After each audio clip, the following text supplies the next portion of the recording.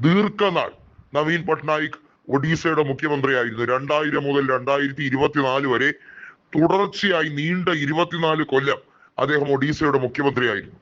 അദ്ദേഹത്തിന്റെ principal secretary ആയിരുന്ന പാണ്ഡ്യൻ, അദ്ദേഹം മുഖ്യമന്ത്രി കസേര എയിം ചെയ്യുകയാണ്. ഒരു വരത്തൻ കയറി ഒഡീസയെ ഭരിക്കേണ്ട എന്ന രീതിയിലേക്ക് BJP അവിടെ ക്യാൻവാസ് നടത്തിയപ്പോഴാണ് BJP നേതൃത്വത്തിന് നേരിയ ഒരു മുൻതൂക്കം ഈ തെരഞ്ഞെടുപ്പിൽ ഉണ്ടായത്.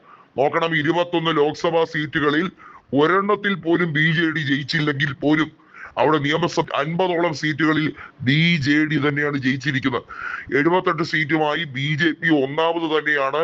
മോഹൻ ചരൺ മാഞ്ചിയാണ് അവിടെ നിലവിൽ മുഖ്യമന്ത്രി എങ്കിൽ പോലും 14 സീറ്റുകളുള്ള കോൺഗ്രസ് ഐതിഹാസികമായി നിരവധിയായ സമര പോരാട്ടങ്ങൾ ഒഡീസയുടെ സമസ്ത മേഖലകളിലും നടത്തുന്നു എന്നുള്ളതാണ്. ആദിവാസി വിഭാഗങ്ങളും അതുപോലെ തന്നെ നിരവധിയായിട്ടുള്ള ഗോത്ര മേഖലകളും അടങ്ങുന്ന ഒരു വികസിതമല്ലാത്ത ഒരു സംസ്ഥാനം, അതായത് പിന്നോക്കം നിൽക്കുന്ന ഒരു സംസ്ഥാനമാണ് ഒഡീസ. സാധാരണ രീതിയിൽ ലിറ്ററസി റേറ്റിലായിരുന്നാലും പല മാനദണ്ഡങ്ങളിലും പിന്നോട്ട് നിൽക്കുന്ന ഒരു സംസ്ഥാനം എന്ന രീതിയിൽ BJPക്ക് ഏറെ വെല്ലുവിളികളുള്ള സംസ്ഥാനം. അവിടെ കോൺഗ്രസ് പടിപടിയായി വളരുകയാണ്. ബിജു ജനതാദളിലെ പലരും കോൺഗ്രസിന് ആഭിമുഖ്യം പ്രഖ്യാപിച്ചുകൊണ്ട് നിലവിലെ സാഹചര്യത്തിൽ അതിലെ 26ഓളം സാമാജികർ കോൺഗ്രസ് നേതൃത്വവുമായി അടുപ്പത്തിലാണ്. അതായത് കോൺഗ്രസിലേക്ക് ലയിക്കാനുള്ള നീക്കങ്ങൾ തുടരുകയാണ്. അത് നവീൻ പട്നായിക്കിന് താല്പര്യം ഉണ്ടായിട്ടൊന്നുമല്ല. പക്ഷേ BJD, ബിജു ജനതാദളിന് ഇനിയൊരു ഭാവി ഇല്ല എന്നുള്ളത് മനസ്സിലാക്കി തന്നെയുള്ള നീക്കമാണ് ഇപ്പോൾ ഒഡീസയിൽ നടക്കുന്നത്. ഒഡീസയിൽ പതിയെ പതിയെ കോൺഗ്രസിന് അവിടെ ശക്തമായ വേരോട്ടമുണ്ട്. നിലവിൽ ലോക്സഭയിൽ MP മാരുള്ളത് ഒഡീസയിൽ BJPക്കും കോൺഗ്രസിന് മാത്രമാണ്.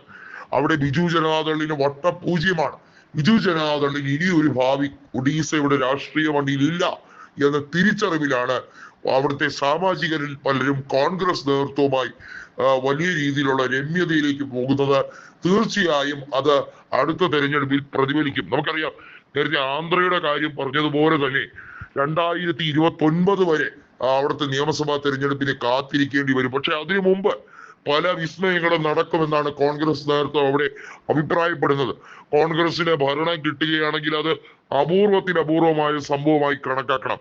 നമുക്കറിയാം, ആന്ധ്രയുടെ വിഭജനത്തിന് ശേഷം ആന്ധ്രയും തെലങ്കാനയുമായി മാറിയതിനു ശേഷം തെലങ്കാനയിൽ അധികാരം പിടിച്ചെടുക്കുക എന്ന് പറയുന്നത് രേവന്ത് റെഡ്ഡിയുടെ ഭഗീരഥ പ്രയത്നം തന്നെയായിരുന്നു. അതുപോലെ ഒഡീസയിൽ യുവ നേതൃത്വത്തെ വളർത്തിയെടുത്തുകൊണ്ട് പരമാവധി അവിടെ മുന്നോട്ട് കുതിക്കുക, ബിജു ജനതാദൾ വോട്ടുകൾ കൂടി കോൺഗ്രസിലേക്ക് സ്വാംശീകരിക്കാൻ വേണ്ടിയുള്ള തയ്യാറെടുപ്പുകൾ നടത്തുക, ഇതൊക്കെയാണ് അണിയറയിൽ ഇപ്പോൾ ഒരുക്കിക്കൊണ്ടിരിക്കുന്നത്.